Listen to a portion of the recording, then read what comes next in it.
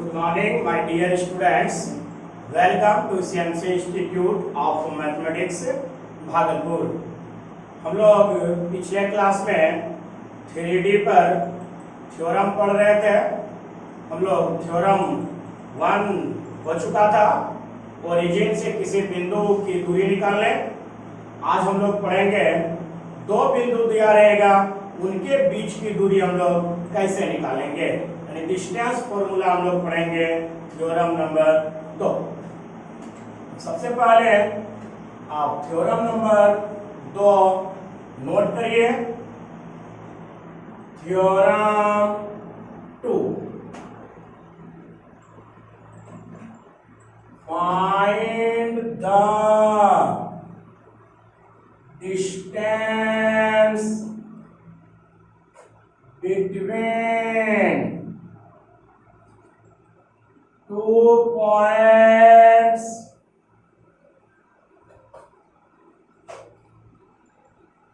x1, y1, z1 and x2, y2, z2 respectively।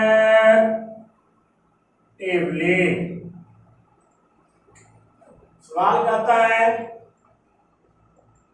दो बिंदुएं क्रमशः x1, y1, z1 और x2, y2, z2 है, उनके बीच की दूरी ज्ञात है।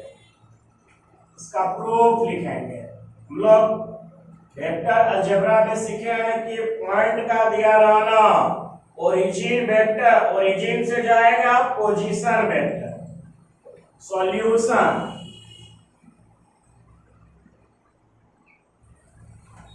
दो पॉइंट है, मान लिया ये और ये, माना इसका P, ये पॉइंट Q, इसका क्वाड्रेंट दिया हुआ है x1, y1, z1 और इसका है x2, y2, z2। तो पॉइंट का दिया रहना मतलब ओरिजिन से जाएगा, अर्थात पोजीशन वेक्टर ये ओरिजिन से जाएगा, ये ओरिजिन से जाएगा। तीन इधर से आपसे वो पूछ रहा है P और Q के बीच की दूरी निकालिए, इसे ओरिजिन कहेंगे। तो ओरिजिन से ये पॉइंट का दिया रहना मतलब ओरिजिन से जाएगा, इसका आप पोजीशन वेक्टर निकालिए, यानी OP वेक्टर कितना xi vector plus yj vector plus zk vector comma OQ vector निकाल सकते हैं x2i vector plus y2 j vector plus z2 k vector. आपसे वो पूछ क्या रहा है, PQ के बीच की दूरी निकालना है। तो साफ है ये ट्रायंगल है, तो ट्रायंगल लॉ ऑफ एडिशन आपको वेक्टर में पढ़ा है, वो लगाइए। इसमें आपको याद ही होगा कि मैक्सिमम डिस्टेंस से चलते हैं।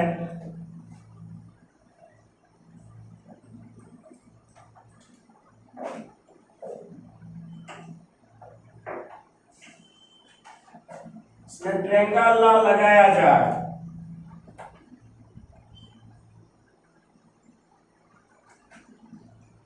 Triangle law of vector addition, इसमें लगा रहे हैं इन ट्रायंगल OPQ। चलिए लगाइए इधर से, यानी OP वेक्टर इधर जाएगा, PQ वेक्टर इसको इधर आना था, रास्ता ब्लॉक हो गया, इधर से चलेगा इक्वल टू OQ वेक्टर। आपको निकालना क्या है, आप इसे लिख सकते हैं PQ vector is equal to OQ vector minus OP vector, फिर नीचे P Q vector is equal to O Q vector यहां निकला हुआ है, यानी x2 i vector plus y2 j vector plus z2 k vector minus OP vector यहां निकला हुआ है,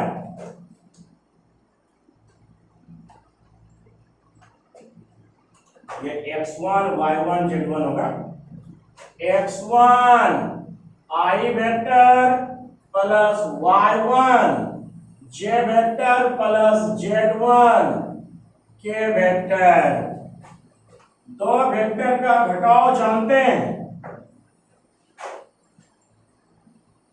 P Q vector is equal to i vector common हो जाएगा तो x2 minus x1 i vector plus y2 minus y1 j vector plus z2 minus z1 के vector. इसके बाद देखिए ये हम लोगों का एक वेक्टर तैयार हो गया। आप इस वेक्टर का मैग्नीट्यूड निकाल सकते हैं। Magnitude of vector P Q is equal to root under, याद होगा आपको निकालने का, x2 माइनस x1 का square plus y2 minus y1 का square plus z2 minus z1 का स्क्वायर। यहां पर उसके बाद ध्यान दीजिएगा, वेक्टर में हम लोग सीखे थे ये वेक्टर और ये मैग्नीट्यूड आपस में कट जाता है तो क्या बचेगा, पी क्यू निकल गया root under x2 minus x1 का स्क्वायर y2 माइनस y1 का स्क्वायर z2 माइनस z1 का स्क्वायर। यहाँ P और Q के बीच की दूरी निकल गया, यही वो आपसे पूछ रहा था, इसे हम लोग बोलते हैं डिस्टेंस फॉर्मूला, इसी को हम लोग दूरी सूत्र के नाम से जानते हैं। अभी हम लोग थ्योरम पढ़ रहे हैं, जब इस चैप्टर का थ्योरम समाप्त हो जाएगा तब इस पर हम लोग आधारित सवाल पढ़ेंगे। थ्योरम नंबर 2 लिखा गया, ये प्रूफ भी हम लोग कर लिए, अब थ्योरम नंबर 3 लिखेंगे।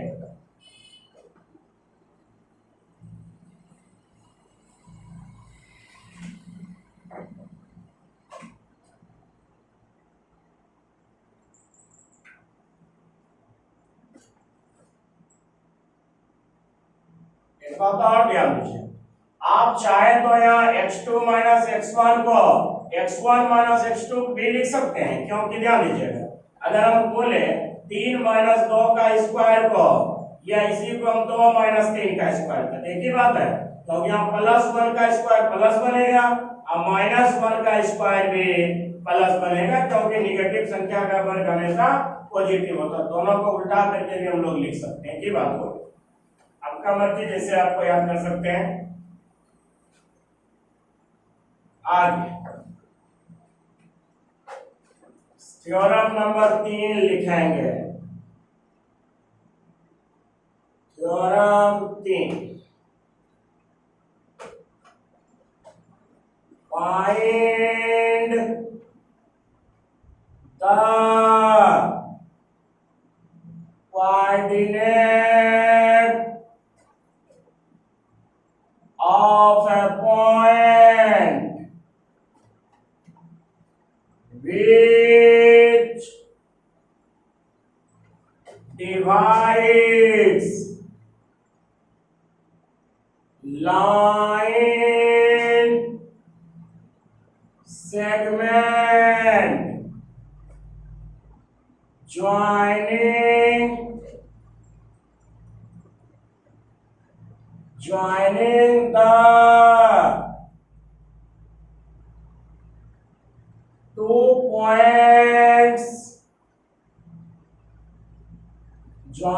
the two points, x1 y1 z1 and x2 y2 z2 respectively in the ratio of m1 is m2 internally।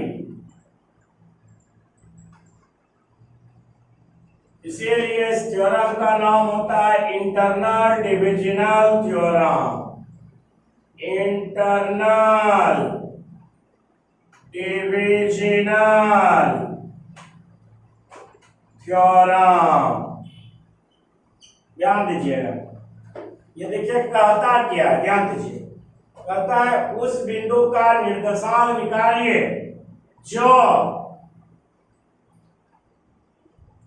आंतरिक रूप से जो दो बिंदुओं x1 y1 z1 और x2 y2 z2 को आंतरिक रूप से m1 और m2 के अनुपात में विभाजित करते हैं।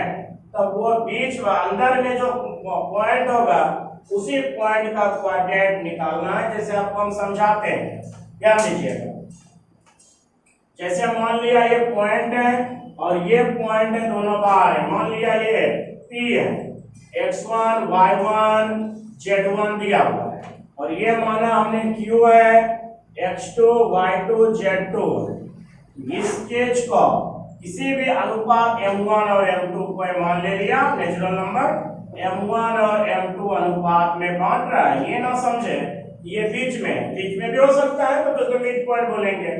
m1 एक को अनुपात में है, जैसे मान लिया 2 3 है, 3 2 कुछ भी हम लोग मान सकते हैं। ये जो लेकिन ये जो पॉइंट होगा जिसका कोऑर्डिनेट पूछ रहा है वह इसी रेखाखंड पर होना चाहिए। मान लिया ये a है, कुछ भी मान लिया, यही x y z निकालने पूछ रहा है इस थ्योरम में। ये साफ है कि इस थ्योरम के मदद से ये अंदर वाले पॉइंट का कोऑर्डिनेट निकल रहा है, इसलिए इसका नाम पड़ा है इंटरनल डिविजनल थ्योरम। इंटरनल मतलब आंतरिक रूप से अंदर वाला पॉइंट का निकालना है, इसलिए इसका नाम पड़ा इंटरनल डिविजनल थ्योरम। यहां हमने लिख दिया इंटरनल। और एक थ्योरम अभी इसके जस्ट पढ़ेंगे, ये और ये दिया रहेगा तब कहेगा बाहर का निकालिए, या ये और ये दिया रहेगा तब कहेगा यानी बाह्य गोला निकालने का जब बात करेंगे तब उसको बोलेंगे एक्सटर्नली। उसका नाम पड़ेगा एक्सटर्नल डिविजनल थ्योरम। ठीक है यहां तक। अब इसको हम लोग पहले प्रूव कर लेंगे।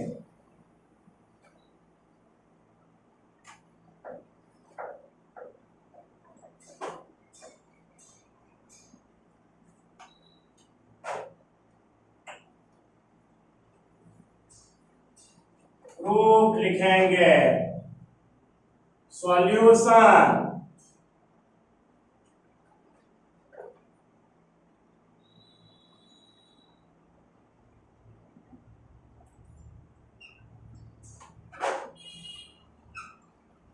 से एक्स एक्सिस कहते हैं, वाई एक्सिस, जेड एक्सिस, इसे ओरिजिन कहेंगे। दो पॉइंट लीजिए, किसी पैटर्न में ले सकते हैं। मान लिया ये फर्स्ट में हम ले रहे हैं, तो पॉइंट लिया जाए, इसका नाम रख दिया आपने, ए का कोऑर्डिनेट दिया है x1 y1 z1 और बी का कोऑर्डिनेट दिया है x2 y2 z2।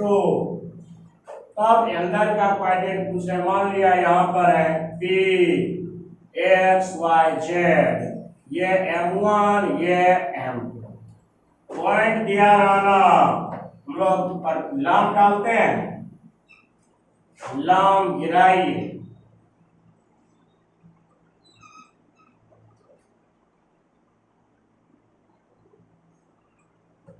लाम 90 डिग्री, ये भी 90, ये भी नाम दे देते हैं एल एम एन। यहाँ साफ दिख रहा है, ध्यान दीजिएगा। ये तो जान ही रहे एक्स वाई जेड होगा, पहले इधर से चलिए, ये जेड जेड इधर चले तो जेड, ये जो दूरी होगा ये Z1 रहा होगा यहाँ से यहाँ तक की दूरी, और ये Z रहा होगा यहाँ से यहाँ तक की दूरी, और ये Z2 रहा होगा यहाँ से यहाँ तक की दूरी। चलिए ध्यान दीजिए, आप यहां से इस पर लंब गिराइए, इस पर लंब गिराइए, इसका नाम दे दीजिए, और उसके बाद इधर से भी चलिए, इधर इसको भी बढ़ाइए, इसी का सीधा करना है, इसका नाम दे देते हैं P है क्यू आर, इस पर लंब गिराया, इस पर भी लंब गिराया। चलिए ध्यान दीजिएगा, बात समझिएगा, ये F1 90 डिग्री हो गया, ये भी 90 डिग्री, बात समझना। देखिए तो ये जो ये और ये दोनों ट्रायंगल हो गया, और ये ट्रायंगल साफ दिख रहा है, ये कोण और ये कोण बराबर है, और इधर से भी चलिए ये है, ये और ये दोनों भी बराबर होगा शीर्षाभिमुख कोण से, यहाँ दो कोण बराबर हो गया, यहाँ साफ दिख रहा है, ये जो ट्रायंगल होगा वो समरूप त्रिभुज होगा, यानी कि ये सिमिलर ट्रायंगल हो गया। तो इस दोनों में सिमिलर ट्रायंगल में चलिए, जब हम लोग 10th क्लास में पढ़ते हैं, दो समरूप त्रिभुज में यदि दो समरूप त्रिभुज है तो उनकी संगत भुजाओं का जो अनुपात होगा वो क्या होता है, बराबर होता है। जैसे आपसे मैं बात करूं, ये दोनों समरूप है, इनकी संगत भुजा ये हुआ, ये और ये हुआ, और ये हुआ, तो इतना अनुपात इतना बराबर होगा कि 30:30 के जरूरत पड़े तो ये भी होगा, तो इनकी जरूरत है नहीं, हमें जेड का क्वाड्रेंट निकालना, फिर एक्स निकालेंगे, फिर वाई निकालेंगे, इसी प्रकार। चलिए सिमिलर ट्रायंगल चलते हैं यहां पर, in similar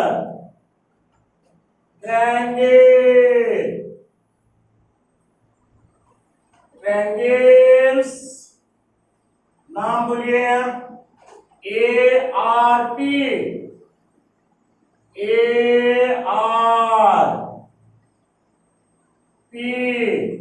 and triangle BQP,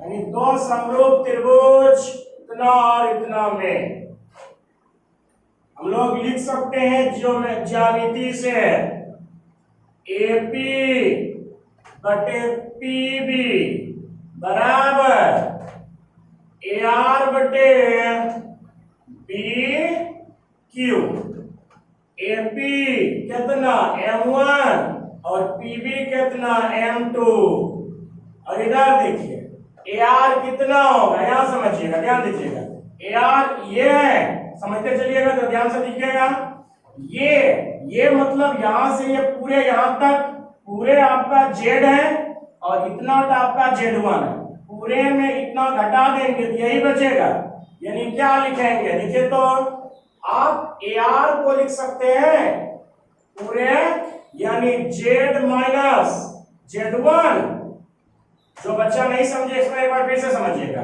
ये आपका यहां से यहां तक दूरी है आपका Z, मतलब यहां से यहां तक की दूरी Z है, और यहां से यहां तक की दूरी Z1 है, तो पूरे में इतना का घटा देंगे तो यही बचेगा, वही हमने लिखा।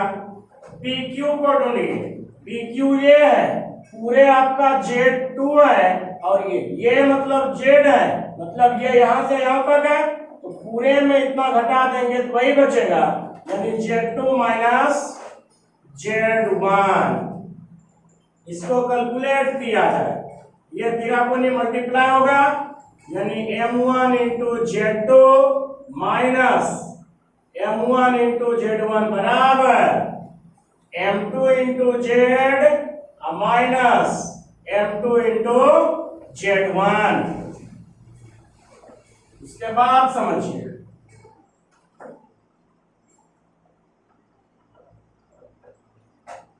चलिए ध्यान दीजिएगा, आप एक जगह लीजिए, M वाला एक जगह और इधर वाला Z वाला, यहाँ Z है, और देखिए Z कहीं होगा, ध्यान दीजिएगा, ये सॉरी ये आपका M2 है ना, यहाँ देखिएगा Z2 माइनस Z1 है, ये Z था, ये Z लिखेंगे आप, देख लीजिएगा आप लोग, M1 Z2 minus M1 Z, इधर लिखिए M1 इंटू Z2, और ये चीज माइनस में बटेगा प्लस में, M2 इंटू Z1 बराबर, इधर से चलिए M2 इंटू Z, इधर माइनस में, ये बटेगा तो प्लस में M1 इंटू Z। ध्यान दीजिएगा M1 into Z2 plus M2 into Z1 बराबर, इसे लिख सकते हैं M1 प्लस M2, Z दोनों से कॉमन निकालिए, आप Z बराबर लिख सकते हैं इतना, ये गुना में बटेगा बाद में, यानी लिखेंगे M1 into Z2 plus M2 into Z1 बटे M1 प्लस M2। यहां पर Z निकाल लिया, इसी प्रकार आप y निकाल सकते हैं, x निकाल सकते हैं, सिर्फ बदलाव क्या होगा, यहाँ z तो यहाँ z2 y2, यहाँ y होगा तो यहाँ y2 y1 सेम होगा, फिर x में भी उसी प्रकार आप इसी प्रकार निकाल सकते हैं y का टुकड़ा और z का टुकड़ा। अगेन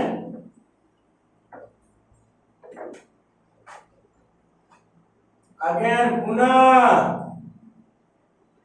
सिमिलरली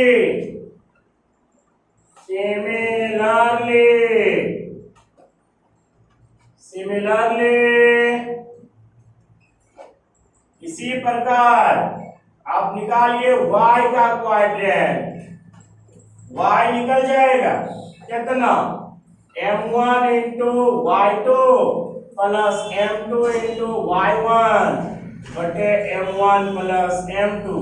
इसी प्रकार x निकल जाएगा M1 into x2 plus M2 into x1 बटे M1 प्लस M2। तो क्लियर हो गया, बिंदु P का क्वाड्रेंट तैयार हो गया। P का क्वाड्रेंट बोलना मतलब तीन बातें, x y z, तो x y z आप निकाल दिया, जो लिखा जाए clearly coordinate of the point P is M1 into x2 plus M2 into x1 बटे M1 plus M2 comma M1 into y2 plus M2 into y1 बटे M1 plus M2, M1 into Z2 plus M2 into Z1 बटे M1 plus M2। इसे हम लोग बोलते हैं section formula के नाम से, इसे हम लोग जानेंगे, इसे कहेंगे सेक्शन फॉर्मूला, हिंदी में कहते हैं विभाजन सूत्र। ये इंटरनली का था, एक्सटर्नली वाला भी सेम प्रोसेस से प्रूफ होगा, सिर्फ जहां जहां प्लस है, ये प्लस जहां जहां दिख रहा है वहां वहां माइनस हो जाएगा एक्सटर्नली। इसको नोट करके आप लिखिए, नोट करके लिखा जाए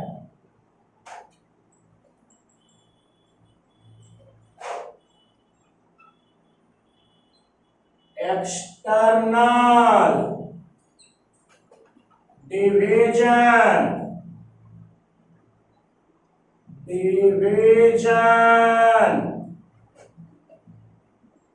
थ्योरम,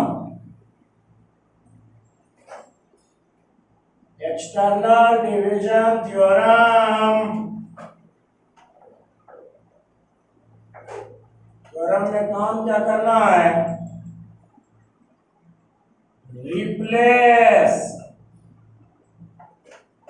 प्लस बाय माइनस, जहां जहां प्लस है उसके स्थान पर माइनस सिर्फ लगा देंगे, वो बाहर वाला पॉइंट का क्वाड्रेंट तैयार हो जाएगा। यहाँ तक में आपको कोई दिक्कत जहां आए तो आप कमेंट में बोलिएगा। यहाँ तक आज इतना ही रहने दीजिए, आज का क्लास इतना ही रहेंगे, फिर अगले क्लास में हम लोग मिलेंगे। Thank you, have a nice day, see you again. तब तक के लिए जय हिंद, वंदे मातरम।